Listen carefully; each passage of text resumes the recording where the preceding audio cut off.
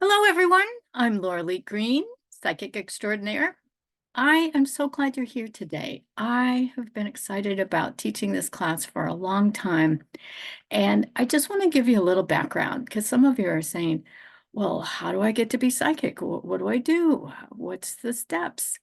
I can say that I was an average, ordinary citizen. I was a computer programmer. I loved what I did. I did problem solving. And one day I went to a spiritualist church with a good friend of mine, and they do what they call message works. They looked me up and down and said, you should take psychic development classes. And I said, oh, okay. So I did. And the first class, it was like a light switch. It just seemed like it was so easy and I could do it without effort and I knew what I was doing. But not everybody has that same experience. So that's why I'm here today to give you the basics, to just say, you know what? It's not as hard as it seems. There is a foundation and there are a few tips and pointers I'd like to share with you, but it's not like this intricate, difficult, scientific quantum field type of thing. No, it's not like that. Not at all. In fact, once you learn a few basic tips, you'll go, wow, that was a whole lot easier than I ever thought it would be. So that's why I'm here today, to calm your concerns, answer your questions, and get you in a state where you go, really? That's all there is? I can do this just like that? Some of you are going to overthink it and analyze it and go, well, I think this and I think that, but we'll cover that as well here today. So I want you to think of your intuition like going into your home or your residence. What is the first thing you do when you go into a place where you're going to enter?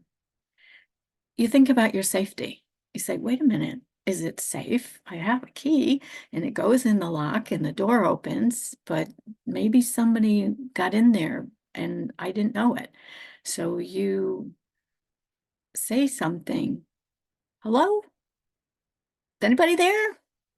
You want to make sure that the place you're going to, in this case, your intuition, it's not necessarily in your mind, but your brain is going to help you to connect to that.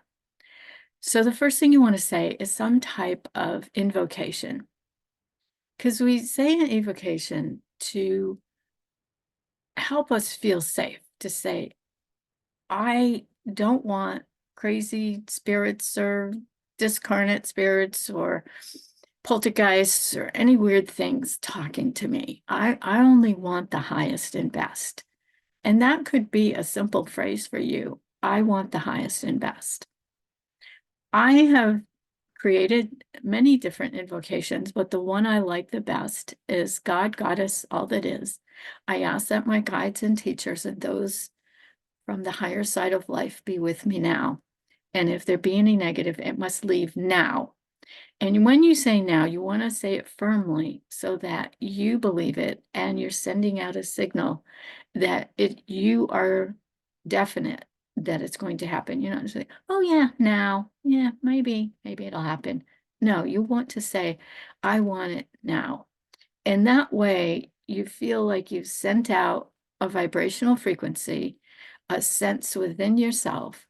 I'm good. I'm surrounded by this comfort, this positive emanation that's going to protect me as I enter into this space. And that is not anything difficult. I have had people come up with all sorts of invocations. It doesn't have to be, a million words to make it like what do I say, ritual and ceremony. If that's what you want to do, you want to do smudging and you want to say all these mantras and have an altar, and you can do all that, but you just say, I want the highest and best. Done. Don't try to complicate it because it doesn't have to be. Your intuition can be there very quickly, very swiftly, very succinctly.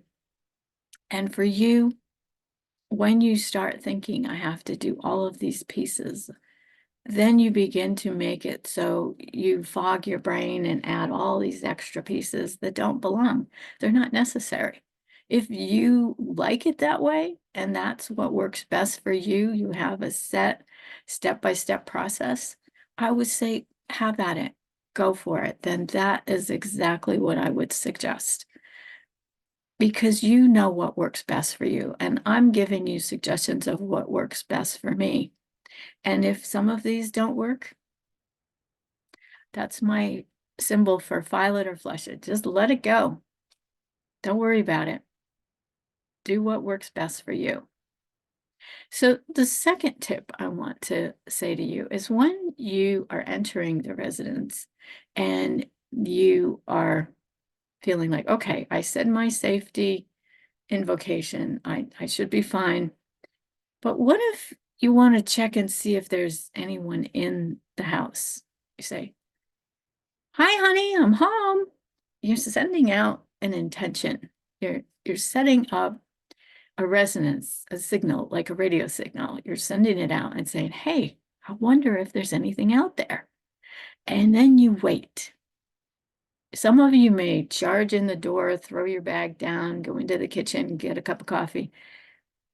I'm not talking about that kind of entry into the home. You're trying to set inside yourself or in your mind, however you want to feel comfortable. You want to set that signal out and check and say, is there something out there that's going to help me? Is there a way that I can bring to me the intuition? And again, it's very simple. That's why I'm explaining it as if you're entering your home, because that's something that a lot of people are familiar with. Now, when you send out a signal, you've already said your invocation. You've already set up what you feel is a grounding for yourself. And the intention could be a question. Is it good for me to set up this class for this morning when it's quiet in the neighborhood?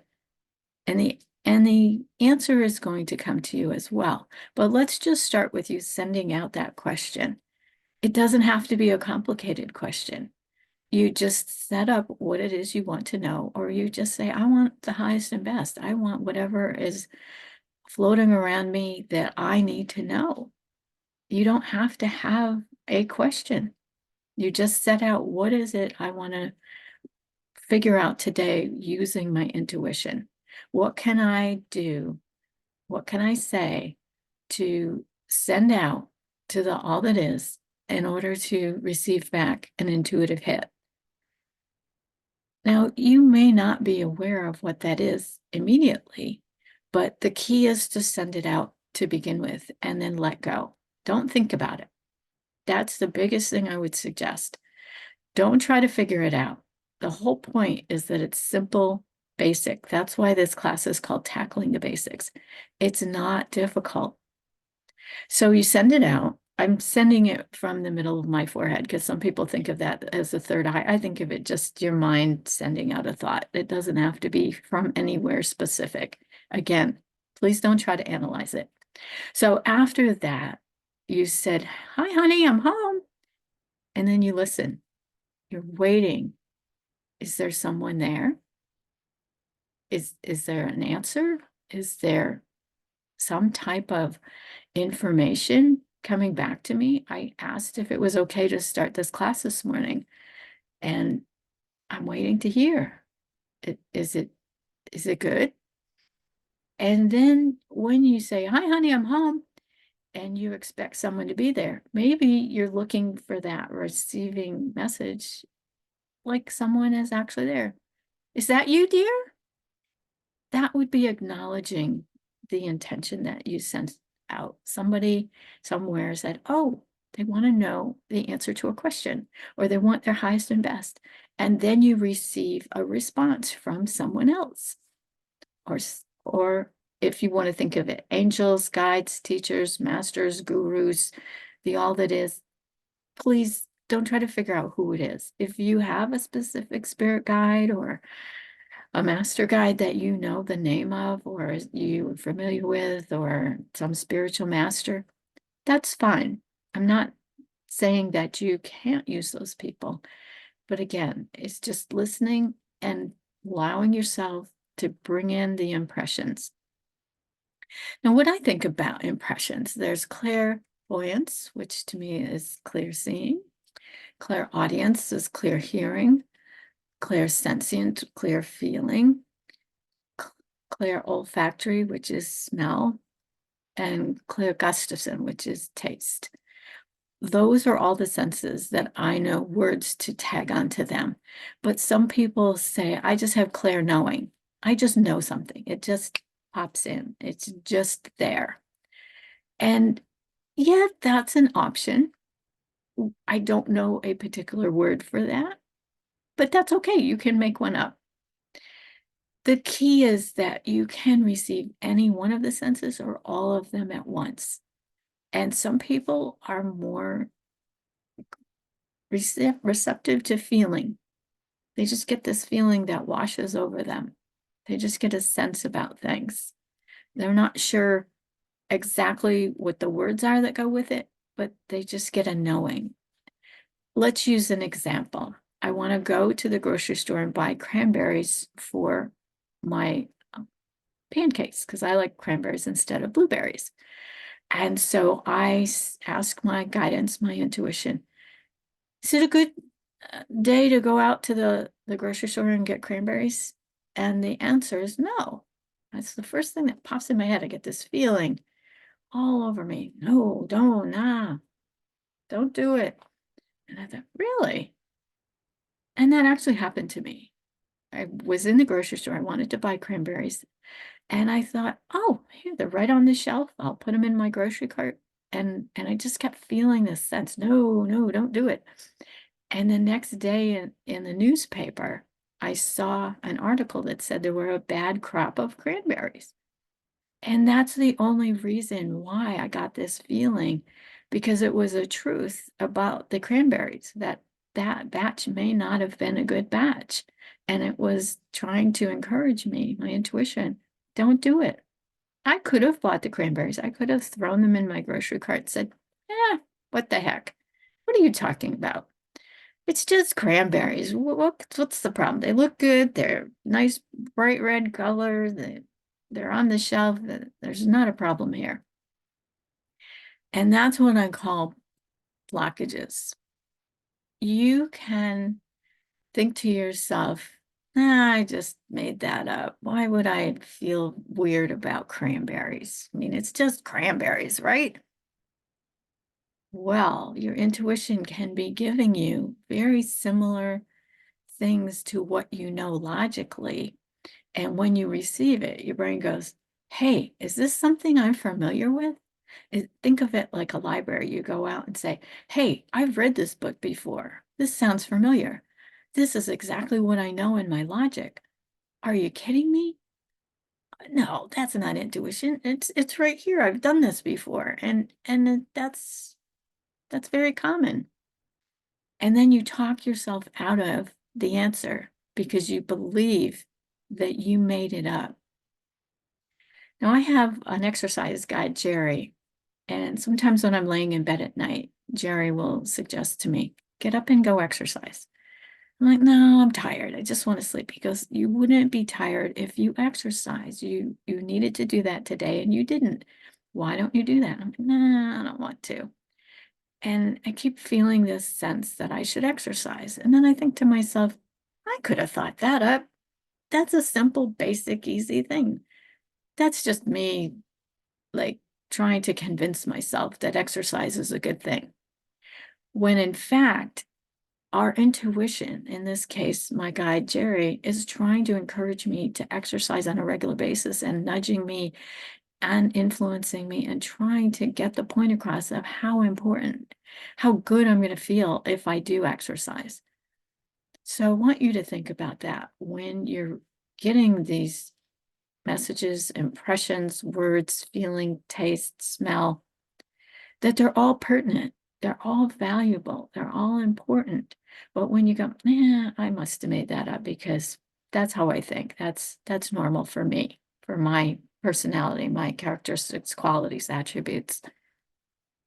When in fact, it may actually be your intuition. I was working with a three clients, the three sisters. They came and they asked about their mom. And I saw this image of a very big cauldron, not like the black ones that you see in the old days on the fire, but I saw like this stirring of this big pot, and I could smell spaghetti sauce. Now, I did not have spaghetti sauce on the stove, nor did I make any the night before or any time earlier in my month. And the girls are like, oh my God, ask mom for the recipe. She died and she didn't tell us what it was. They knew immediately what the spaghetti sauce meant. I had no idea because to me it was just spaghetti sauce. I thought, well, I see spaghetti sauce. It looks familiar. I know what it is. I've eaten it. It's common. I could have said, Laura Lee, you're making it up. That's not what you're getting. That's just you being hungry. And it wasn't. It was my intuition. Sometimes you may receive something that doesn't make sense. I once saw the answer to a question. The woman wanted to know about her next job or vocation. And I said, well, I see you painting on a photograph negative. Now, to me, that doesn't make sense. That's in the old days before digital. And I thought, why would you paint on a photograph negative? It's a negative. You take the negative and you develop it and make a photograph. Well, apparently in photo finishing, they actually hire graphic designers or painters to fill in the spots on the picture that were blemishes. Maybe there's a foot missing, or maybe there's the light's too bright in the corner and there's a little dot there, and they fill it in and make a clearer picture. I had no idea what that meant. But the person I was working with said, oh, yes, I did get that job a couple of weeks later. And I did do that. And I thought to myself, boy, I could have passed that one off very easily and said, who paints on photograph negatives? Are you kidding me? That's just me making up stuff. But it wasn't. It was real. So when you receive something, even if you're not sure of it, I would write it down or talk to your phone and record it somewhere. Something that if it doesn't make sense now, it may make sense later on. I had someone tell me that I mentioned to them about travel, and they said, well, I don't travel for my work now. I go from home to the office and I sit at a desk. And a month later, I saw them again, and they said, oh, I'm traveling for work. I said, what happened? I thought you said you had a desk job. They said, oh, I changed jobs. So sometimes your future or premonitions or suggestions of what could happen are true, but they don't make sense at the moment. That you just go, what? You're kidding me. That that's crazy. It's not crazy. It's thoughts, ideas, impressions, trying to give you ideas of what could be. Another time I saw a woman, she had been in a car accident and she had a cut from just below her shoulder all the way to her wrist. The operation had cut her arm open and sewed it back together and fixed whatever was wrong. And I saw a large amount of money. And I said to her, please don't spend it all at once, because the money that's coming in, you want to pace it out and spend it gradually. I saw her like a week later. She goes, I got the money. It was a settlement for my accident and I spent it all. And I thought, why? I suggested for you to save some. And she goes, no, I wanted to pay the bill, get it off my desk. And, I didn't want to feel it hanging over me. But now that's complete. And any money that comes in, I can spend it otherwise. So sometimes the information you get, you may not take action on it. You may not do the things that you're receiving. You don't have to. It's just inclination. It's suggestions. It's things that are appropriate. But you don't have to follow that path. You don't have to go down that and figure it out and say, yeah, I'm going to do that. Absolutely. Maybe it's to give you a more well informed decision making. So you have more ideas, impressions, intuition, just things to help you move forward in whatever it is you want to develop. Now, one of the tips that I'm suggesting here is confirmation. When you go into your home and you call out, honey, I'm home, and you're hearing, is that you, dear? Then you hear, yes, it's me, honey. You're getting confirmation. The things that I've suggested that you get impressions. You're looking for some way, maybe to see how true it is, or confirmation in a way that you can say, yes, that is something that I know. Or in this case, you thought maybe there was someone in the house, but you weren't sure. And then you found out because you got a voice back. Yes, honey, it's me. And that way you're finding some way to believe what it is you're receiving. So you don't think you're crazy. You're not just getting all these thoughts and ideas and saying, well, that doesn't really make sense. I don't understand. Why did I get that? So confirmation, whether it's that moment, that day, that week, later on, I've had people say a year later, some of the things I told them came true. It doesn't matter how long it is. Once you get confirmation, your brain's like, oh, I could do this. Oh my God, it's not that hard. Oh, wow. So that's why I'm saying try not to analyze it. When you get some type of feedback, maybe you drive away from your home, go down the street, and there's a billboard and it confirms exactly the ideas that you got. There's something specific that you go, oh, yeah, that makes a lot of sense. Or somebody is walking by on the street and they're wearing a shirt that has a message on it, and it's the exact thing that you were trying to determine or figure out or get more feedback on. It can come from anywhere. It doesn't necessarily have to pop in your own head. It can be outside sources reflecting to you and confirming to you and saying, yeah, that's true. Sometimes people get what we call psychic tingles. And for me, it's like a chill, like a cold breeze coming into a room, like, ugh, but it riddles down through my whole system. And what I know about that is that when I get that, it's the truth so deeply, so truthfully, so emphatically that I can't deny it. My whole system resonates to it to the point where I get a chill. And that whenever I get that, I say to whoever I'm working with or myself, wow, this one's really big because I'm feeling it like all over. Some of you may not get that. Some of you may pick up like a warmth, maybe a cool or clammy. It doesn't matter how you feel things. Each person is individual in how they pick up things. I would like to say one of the tips in how to tackle the basics is that you're going to get signs and symbols. You go in the house, you already know it's safe. You got a message, someone's there. Hi, honey, I'm home. Yep. Is that you, dear? And you see keys on the counter. So you know someone is in the house because those keys are usually hung up. So they may have just come home. So you go, oh, not only is there confirmation someone's here, there's a sign, there's proof. So what signs and symbols can you get? If you're looking at a rosary, that might mean something to you. I'm not Catholic, but I know a rosary is something that people use that's very religious and near and dear to their heart, very a peace type of tool for them to find a calm and to pray.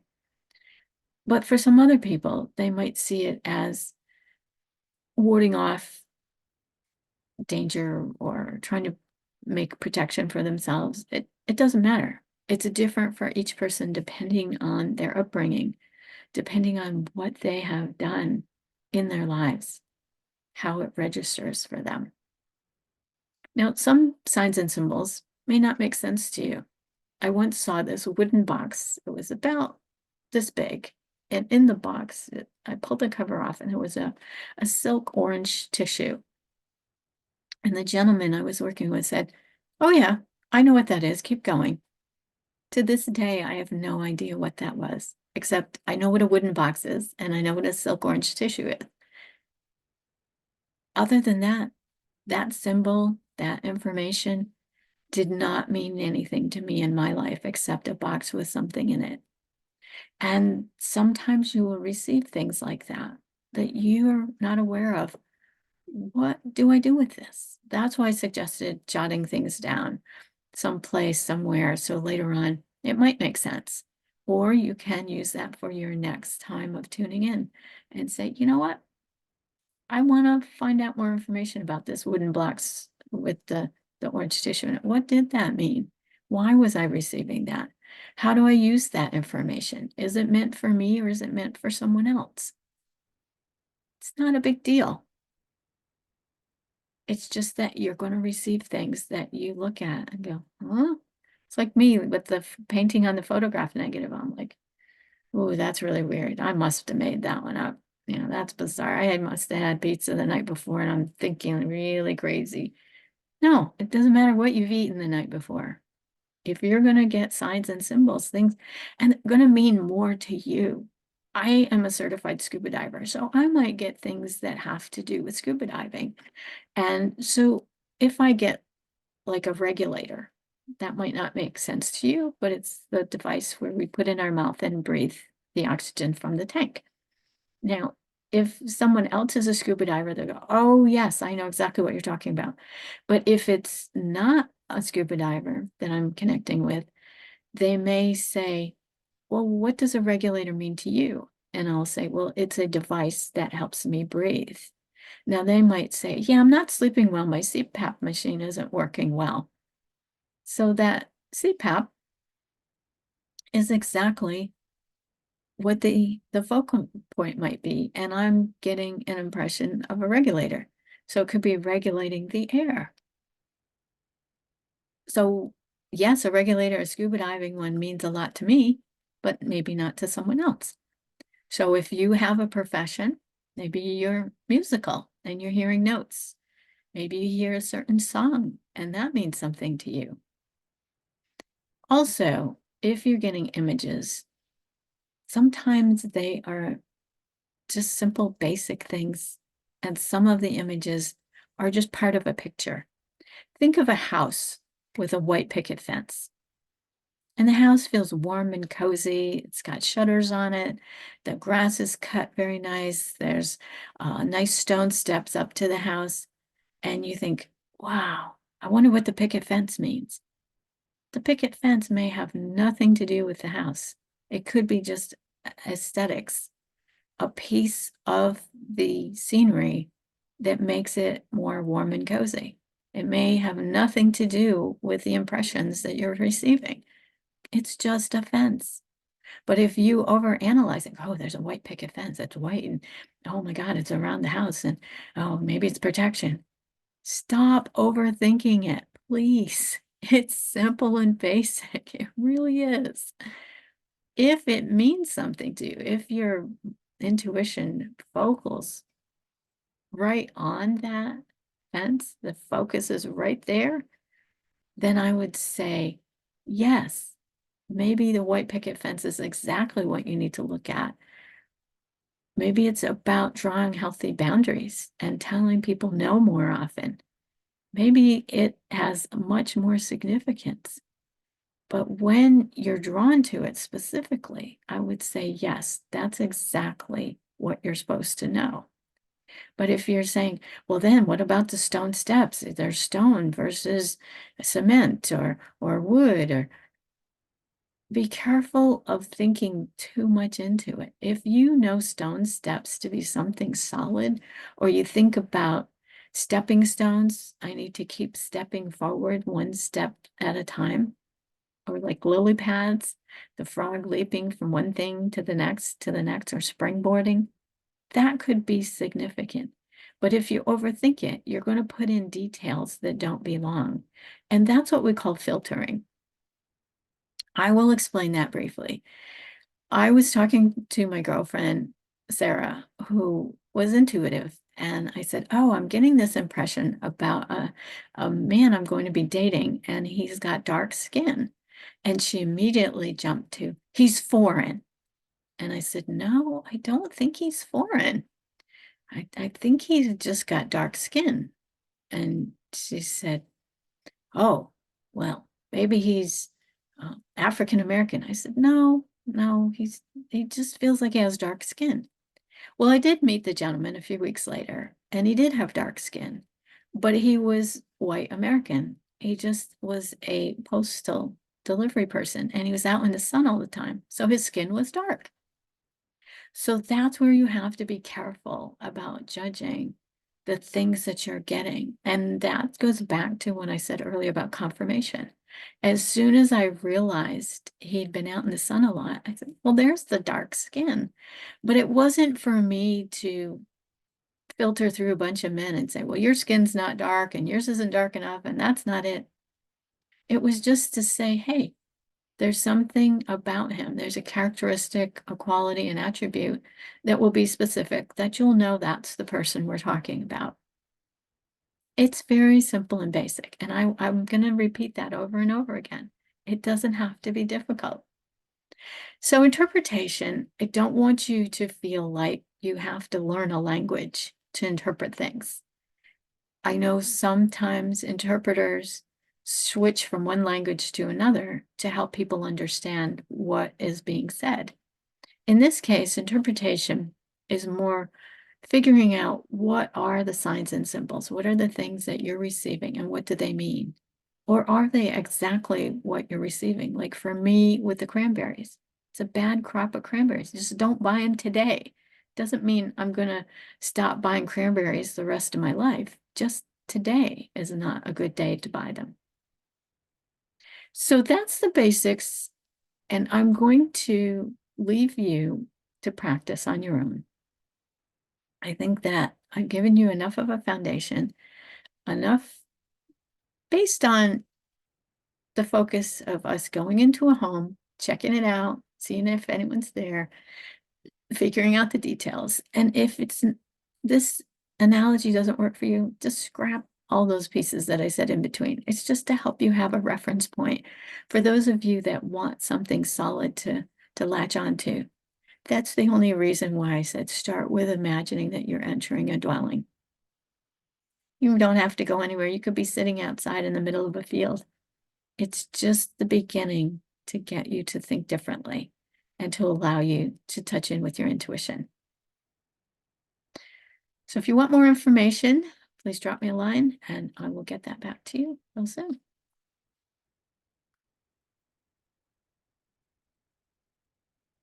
Here's the recording.